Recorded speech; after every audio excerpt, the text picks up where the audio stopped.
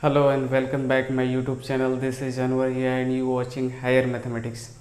In this lecture we shall discuss how to draw graph of sin theta and cos theta and how to find the domain and range of sin theta and cos theta through geometrical interpretation, and also how can you say that sin 0 degree is 0, cos 0 degree is 1, sin 90 degree is 1, cos 90 degree is 0, sin 180 degree is 0, cos 180 degree is minus 1, sin 270 degree is minus 1, cos 270 degree is 0, and so on. So let's begin. First of all, I would like to remind you previous class we have already discussed that sin theta is defined as y coordinate and cos theta is defined as x coordinate. हम लोगों ने पहले class में देख चुका था कि हम लोगों ने प्रीवियस क्लास में ही ये डिस्कस कर चुके थे कि साइन थीटा जो होता है वह वाई कोऑर्डिनेट के रूप में डिफाइन किया गया था और कॉस थीटा एक्स कोऑर्डिनेट के रूप में डिफाइन किया गया था। यहाँ हम लोग जानेंगे कि साइन थीटा और कॉस थीटा का ग्राफ कैसा होता है, इसका डोमेन और रेंज कैसे फाइंड करते हैं ज्योमेट्रिकल इंटरप्रिटेशन के थ्रू, और जानेंगे कि साइन 0 डिग्री 0 क्यों होता है, कॉस 0 डिग्री 1 क्यों होता है, साइन 90 डिग्री 1 क्यों होता है, कॉस 90 डिग्री 0 क्यों होता है, साइन 180 डिग्री 0 क्यों होता है, कॉस 180 डिग्री -1 क्यों होता है, साइन 270 डिग्री इज -1 क्यों होता है, कॉस 270 डिग्री इज 0 क्यों होता है। ये सारे चीज़ हम लोग पढ़ने वाले हैं। तो सबसे पहले आपको हम प्रीवियस क्लास को रिमाइंड करा देना चाहेंगे जो इस तरह का है। अब देखिए यह यूनिट सर्कल में डिफाइन किया गया था। वहाँ पे कोई पॉइंट P था जिसका सर्कल पे कोई पॉइंट P था जिसका कोऑर्डिनेट स्मॉल xy था। यह P पॉइंट ओरिजिन से मिलाया गया था तो OP बन गया था। OP जो लाइन था वह x एक्सिस के साथ थीटा एंगल के साथ इंक्लाइंड था। अब क्या करते हैं कि सबसे पहले इस OP लाइन को रोटेट करके क्लॉकवाइज डायरेक्शन में हम x एक्सिस पे ओवरलैप कर लेते हैं, ले लाते हैं, ऐसे रोटेट करते हुए ऐसे ऐसे लाएंगे तो आप देखेंगे कि थीटा का वैल्यू धीरे धीरे घटना शुरू हो जाएगा और यहाँ पर फाइनली 0 हो जाएगा, यानी थीटा का वैल्यू यहाँ पे 0 हो जाएगा। अब यहाँ पे जब पॉइंट आ जाता है तो यहाँ पे x और y कोऑर्डिनेट कैसा होगा, यूनिट सर्कल है तो x कोऑर्डिनेट 1 और y कोऑर्डिनेट 0। आप जानते हैं कि x कोऑर्डिनेट जो होता है वह cos थीटा के रूप में डिफाइन किया गया है, x कोऑर्डिनेट 1 है और cos थीटा यहाँ पे 0 डिग्री हो चुका है तो आप कह सकते हैं जो cos 0 डिग्री 1 होता है और y कोऑर्डिनेट 0 है, यानी साइन थीटा कैसे डिफाइंड है y कोऑर्डिनेट के रूप में, तो साइन 0 0 होता है। इस तरह से आप आगे क्या करते हैं, ये पॉइंट जो यहाँ आ चुका है P पॉइंट जिसका कोऑर्डिनेट स्मॉल xy है, अब क्या करते हैं कि हम रोटेट करते हैं काउंटर क्लॉकवाइज डायरेक्शन या एंटी क्लॉकवाइज डायरेक्शन में। जब आप इस डायरेक्शन में यानी एंटी क्लॉकवाइज डायरेक्शन में रोटेट करते हैं तो फाइनली यह थीटा धीरे धीरे 0 डिग्री से यहाँ से ऐसे रोटेट कराते हैं तो बढ़ना शुरू हो जाता है। 0 डिग्री से बढ़ते बढ़ते यहाँ पर फाइनली 90 डिग्री बन जाता है, या रेडियन में कह सकते हैं π/2 हो जाता है। और यहाँ पे आने पे थीटा का वैल्यू 90 डिग्री हो चुका है और जो कोऑर्डिनेट है इस पॉइंट का वो आप कह सकते हैं जी यूनिट सर्कल है तो x कोऑर्डिनेट 0 और y कोऑर्डिनेट 1। तो आप यहाँ पे देखेंगे कि x कोऑर्डिनेट 0 है और x कोऑर्डिनेट को हम लोग cos थीटा के रूप में डिफाइन किए हुए हैं। cos थीटा यानी थीटा यहाँ पे π/2 है, cos 90 डिग्री इज 0 और वाई कोऑर्डिनेट यहाँ पे 1 है, यानी वाई कोऑर्डिनेट को हम लोग साइन थीटा के रूप में डिफाइन किए हुए हैं। थीटा यहाँ पे π/2 है। तो आप कह सकते हैं कि cos 90 degree is 0, sine 90 degree is 1। इसी तरह से इस रोटेशन को आगे भी हम कंटिन्यू करते हैं काउंटर क्लॉकवाइज डायरेक्शन में ही।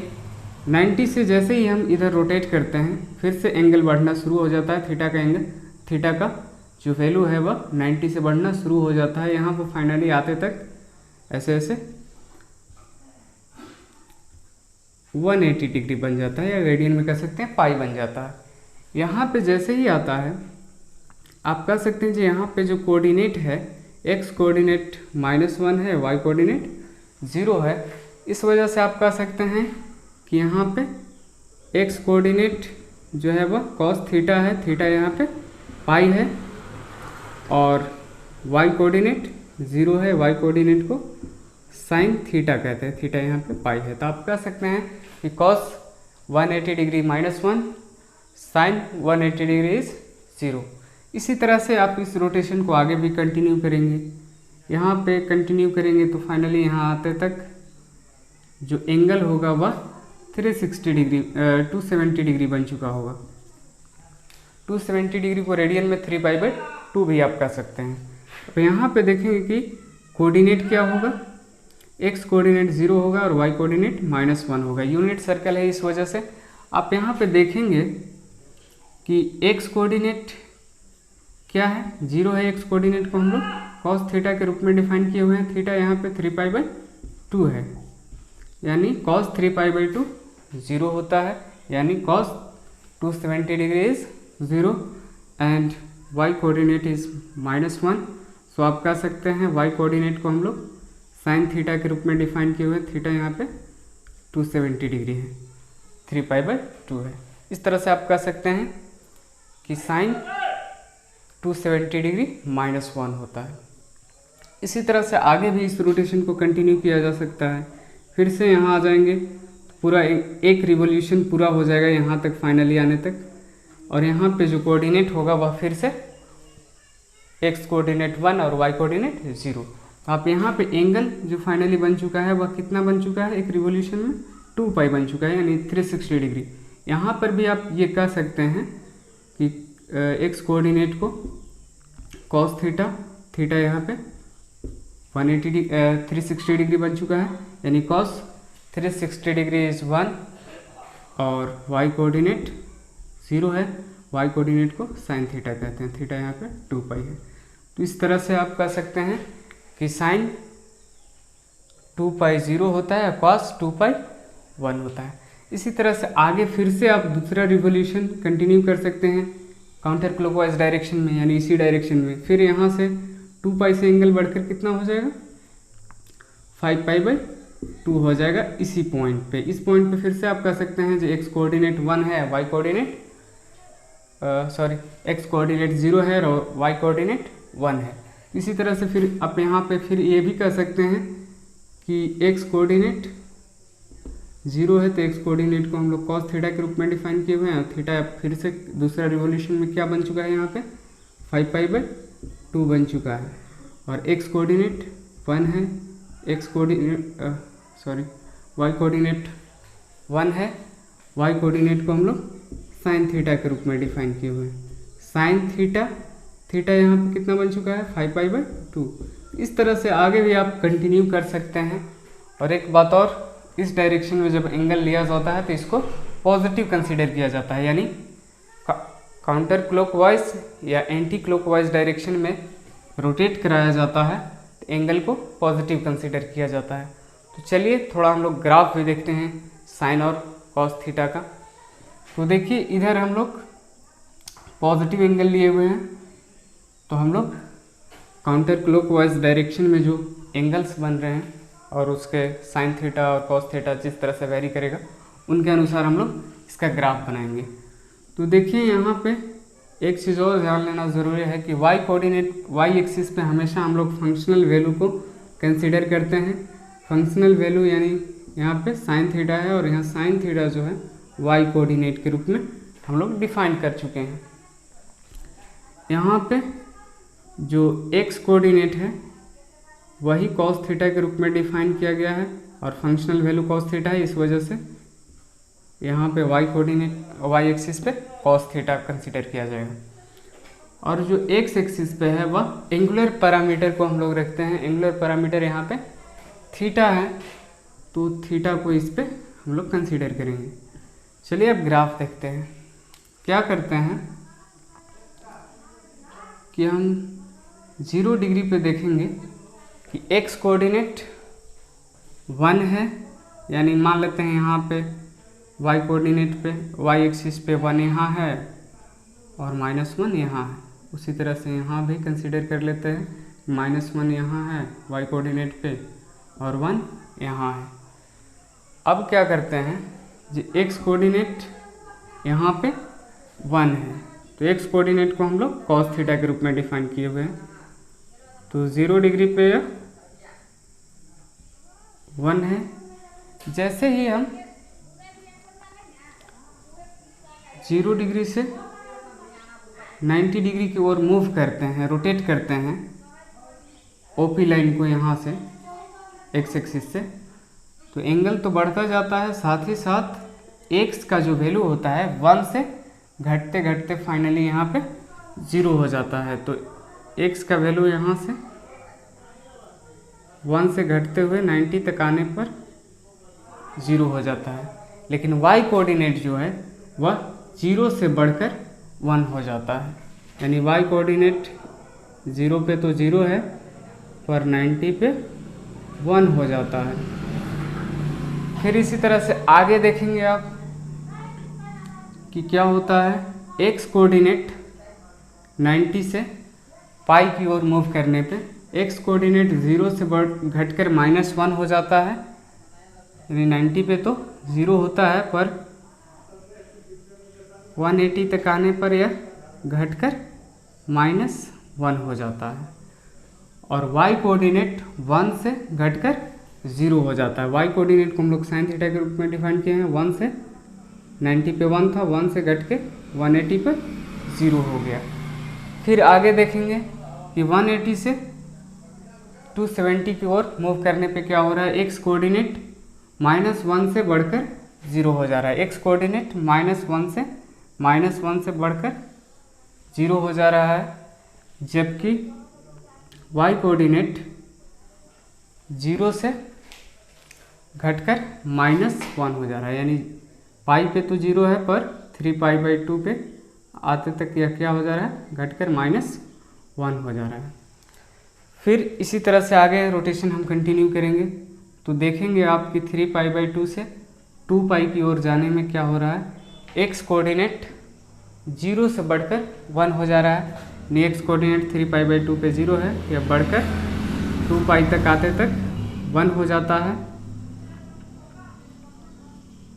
और जो y कोऑर्डिनेट होगा वह -1 से बढ़कर 0 हो जा रहा है, यानी यहाँ पे -1 है 3π/2 पे, यहाँ से बढ़कर 2π तक आने तक यह बढ़कर 0 हो जाता है।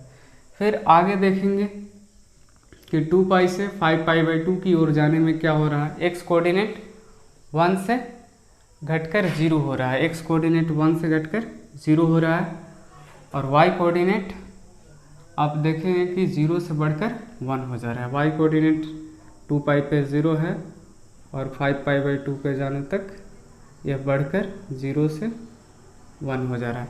इसी तरह से आगे भी यह ग्राफ कंटिन्यू होता रहेगा, इसमें भी आगे भी यह ग्राफ कंटिन्यू होता रहेगा। साइन और कॉस फंक्शन जो होते हैं कंटिन्यूअस होते हैं, इस वजह से आगे भी यह कंटिन्यू होता रहेगा। चलिए अब देखते हैं कि जब ओपी लाइन को हम क्लॉकवाइज डायरेक्शन में रोटेट कराते हैं तो क्या होता है। जब हम क्लॉकवाइज डायरेक्शन में रोटेट कराते हैं तो जो एंगल होगा उसको निगेटिव कंसीडर किया जाएगा। जैसे हम 0 डिग्री से रोटेट करा कर यहाँ तक लाते हैं तो एंगल जो होगा वह 90 डिग्री बनेगा, बस इसको हम लोग निगेटिव कंसीडर करेंगे, यानी -π/2।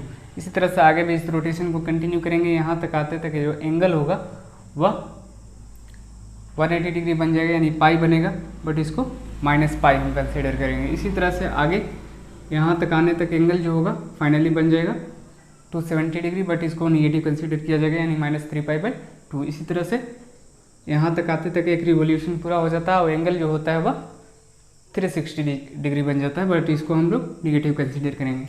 जब आगे भी दूसरा रिवोल्यूशन कंटिन्यू करेंगे क्लॉकवाइज डायरेक्शन में ही, तो एंगल जो होगा वह -5π/2 बनेगा, बट इसको निगेटिव कंसीडर किया जाएगा क्योंकि क्लॉकवाइज डायरेक्शन में हम लोग रोटेट करा रहे हैं। तो चलिए अब ग्राफ देखते हैं जब निगेटिव एंगल को कंसीडर किया जाएगा। कॉस थीटा का भी ग्राफ देखेंगे और साइन थीटा का भी। तो देखेंगे आप कि 0 डिग्री पे जो एक्स कोऑर्डिनेट है 1 है, और -π/2 पे आने पर जो एक्स कोऑर्डिनेट है वह 1 से घटकर 0 हो जा रहा है, यानी 1 से घटकर 0 हो जा रहा है। और y कोऑर्डिनेट 0 से घटकर -1 हो जा रहा है, यानी 0 से घटकर -1 हो जा रहा है। फिर इसी तरह से -π/2 से -π की ओर मूव करने पे क्या हो रहा है, एक्स कोऑर्डिनेट 0 से घटकर -1 हो जा रहा है, एक्स कोऑर्डिनेट 0 से घटकर -1 हो जा रहा है, जबकि y कोऑर्डिनेट -1 से बढ़कर 0 हो जा रहा है, यानी -1 से बढ़कर 0 हो जा रहा है। इसी तरह से -π से -3π/2 की ओर जाने पे क्या हो रहा है, एक्स कोऑर्डिनेट 1 से बढ़कर 0 हो जा रहा है, एक्स कोऑर्डिनेट -1 से बढ़कर 0 हो जा रहा है, जबकि y कोऑर्डिनेट जो है वह 0 से बढ़कर 1 हो जा रहा है, y कोऑर्डिनेट 0 से बढ़कर 1 हो जा रहा है। फिर देखेंगे कि -3π/2 से -2π की ओर मूव करने पे क्या हो रहा है, एक्स कोऑर्डिनेट 0 से बढ़कर 1 हो जा रहा है, एक्स कोऑर्डिनेट 0 से बढ़कर 1 हो जा रहा है, और y कोऑर्डिनेट 1 से घटकर 0 हो जा रहा है, 1 से घटकर 0 हो जा रहा है। इसी तरह से जब दूसरा रिवोल्यूशन कंटिन्यू होगा क्लॉकवाइज डायरेक्शन में, तो आप देखेंगे कि एक्स कोऑर्डिनेट 1 से बढ़कर 1 से घटकर -5π/2 पे 5π/2 पे 1 से घटकर 0 हो चुका है, यानी एक्स कोऑर्डिनेट 1 से घटकर -5/2 पे 0 हो गया। यह ग्राफ आगे इधर भी पीछे भी कंटिन्यू होता रहेगा, क्योंकि कंटिन्यूअस फंक्शन होते हैं साइन और कॉस। और जब कि हम लोग देखेंगे कि y कोऑर्डिनेट में क्या हो रहा है, y कोऑर्डिनेट 0 से घटकर -1 हो जा रहा है, 0 से घटकर -1 हो जा रहा है। यह पीछे भी ऐसे कंटिन्यू होता रहेगा। अब देखेंगे कि साइन थीटा और कॉस थीटा का डोमेन और रेंज क्या होता है। जब डोमेन की भी बात की जाए तो एक्स कोऑर्डिनेट का, यानी एक्स एक्सिस को जिस इंटरवल तक यूज किया जाता है उस इंटरवल को उस फंक्शन का डोमेन कहते हैं। तो एक्स कोऑर्डिनेट जो है वह एक्स एक्सिस का यूज -∞ से +∞ तक किया गया है, क्योंकि यह कंटिन्यूअस फंक्शन है, आगे भी यह कंटिन्यू होता रहेगा। तो आप कह सकते हैं कि एक्स एक्सिस का यूज -∞ से लेकर +∞ तक किया जा रहा है, और -∞ से +∞ तक का जो सेट होता है उसको रियल नंबर कह सकते हैं। इसी तरह से आप इसका रेंज देखेंगे, तो रेंज में आप देखेंगे कि रेंज जो y एक्सिस को जिस इंटरवल तक यूज किया जा रहा है, y एक्सिस को कहाँ से कहाँ तक यूज किया जा रहा है, -1 से 1 तक की। चलिए इसी तरह से हम लोग देखेंगे कॉस थीटा का डोमेन क्या होगा। एक्स एक्सिस का यूज कहाँ से कहाँ तक हो रहा है, -∞ से लेकर +∞ तक। तो कह सकते हैं कि -∞ से लेकर +∞ तक इसका डोमेन हो गया। डोमेन यानी -∞ से +∞ को रियल नंबर भी कह सकते हैं। और रेंज जो देखेंगे, रेंज कहाँ से कहाँ तक y एक्सिस का यूज हो रहा है, -1 से 1 तक। तो आप कह सकते हैं -1 से 1 इसका रेंज हो गया। चलिए